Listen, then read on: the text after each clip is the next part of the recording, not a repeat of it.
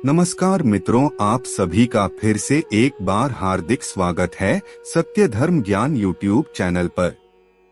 मित्रों, कहा जाता है कि केवल शरीर ही है जो सुख दुख और दर्द को महसूस कर सकता है।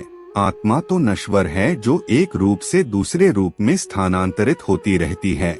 लेकिन मित्रों, आपको यह जानकर हैरानी होगी कि हमारे धर्म शास्त्रों में आत्मा शरीर छोड़ते समय क्या क्या अनुभव करता है, इसके बारे में भी विस्तार पूर्वक देखने को मिलता है। तो आज के इस वीडियो में हम आपको ऐसी ही कुछ अनुभूतियों के बारे में बताने वाले हैं जिन्हें आत्माएं मृत्यु के 1 घंटे तक अनुभव करती है। तो आप हमारी इस वीडियो में अंत तक जरूर बने रहिए। आपको हम विस्तार पूर्वक जानकारी देने वाले हैं।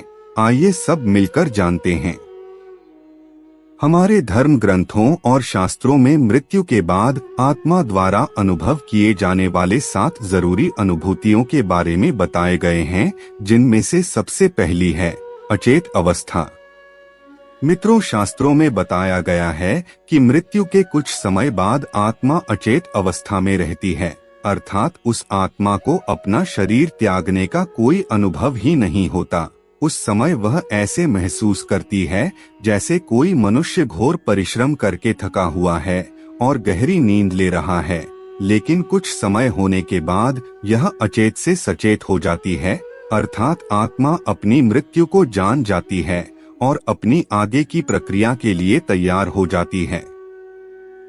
अचेत अवस्था के बाद दूसरी अवस्था है समान व्यवहार।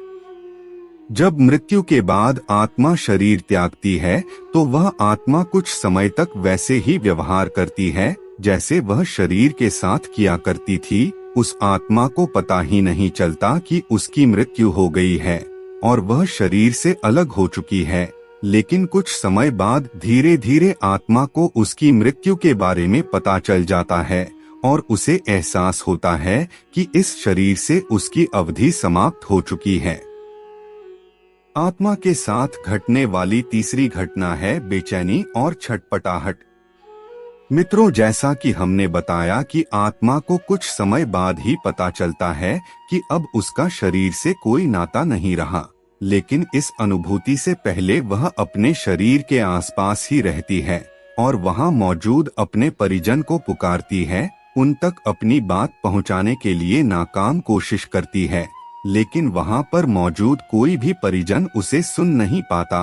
यह देखकर वह आत्मा बेचैन होने लगती है, क्योंकि अब उसकी आवाजें भौतिक नहीं बल्कि अभौतिक ध्वनि में बदल चुकी है और किसी भी मनुष्य के लिए उन्हें सुन पाना अब असंभव है। चौथी घटना, नहीं रहता संचार। एक आत्मा इतने वर्षों से एक शरीर के माध्यम से जिस सांसारिक मोह माया से जुड़ी होती है, अर्थात जो रिश्ते नाते उसने यहाँ बनाए होते हैं, उस मोह से वशीभूत होकर कभी वह अपने शरीर को देखकर दुखी होती है तो कभी अपने परिजनों से बात करने की नाकाम प्रयास करती है, लेकिन उसकी ये सभी प्रयासें असफल साबित होती है। पांचवी घटना, दुखी होना। मृत्यु के बाद आत्मा का मन संसार के इस मोह को छोड़कर जाने के लिए दुखी तो होता ही है, लेकिन इसके साथ साथ उसे सबसे ज्यादा दुख अपने परिजनों को रोते देखकर होता है। उस समय उस आत्मा को अपने जीवन में किए गए सारे अच्छे और बुरे कर्म याद आने लगते हैं, लेकिन वह अब मजबूर है क्योंकि उसको लेने आई यम के दूत उसका इंतजार कर रहे होते हैं, जो उसे अपनी भय जैसी आवाज से कहते हैं कि चलो, अब तुम्हारा यहाँ से चलने का समय हो चुका है। छठवीं घटना, शरीर में दोबारा प्रवेश करने का प्रयास।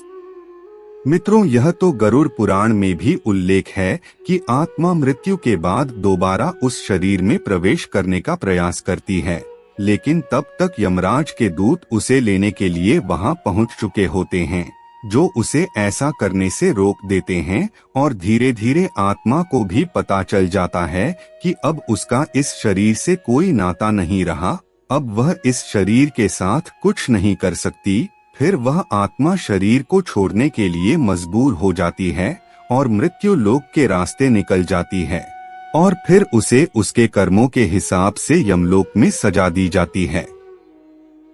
सातवीं घटना, कर्म और पुनर्जन्म। आत्मा मृत्यु लोक को त्याग कर ऐसे मार्ग पर चल पड़ती है जहाँ ना तो सूर्य की रोशनी है और ना ही चांद की चमक। उस लोक में चारों तरफ केवल अंधेरा ही अंधेरा है। इस मार्ग पर आत्मा को केवल अपने कर्मों और इच्छाओं के अनुसार ही कुछ समय का विश्राम दिया जाता है, जिनमें से कुछ आत्माएं तो अपने कर्मों का फल भोग कर जल्द ही दूसरी शरीर प्राप्त कर लेती है, लेकिन कुछ आत्माएं अपने द्वारा किए गए कर्मों का फल लंबे समय तक भोगने के बाद ही दूसरा शरीर धारण कर पाती है। तो मित्रों, आज आपने जाना कि मृत्यु के 1 घंटे बाद आत्मा के साथ क्या क्या होता है। आज की वीडियो में बस इतना ही। आपको हमारी जानकारी कैसी लगी आप हमें कमेंट में जरूर बताएं और अपने दोस्तों के साथ भी शेयर जरूर करें और हमारे चैनल को भी सब्सक्राइब कर लेवे। फिर मिलते हैं किसी नए वीडियो के साथ, तब तक के लिए धन्यवाद।